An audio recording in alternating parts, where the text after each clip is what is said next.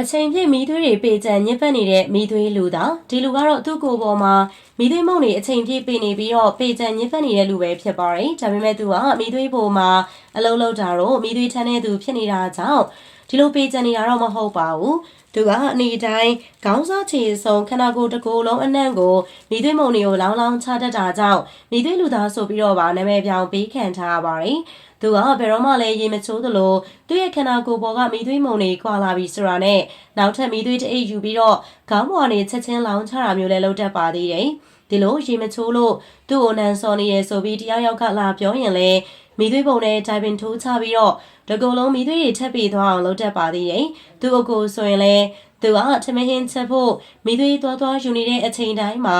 မီးသွေးအိတ်ထဲက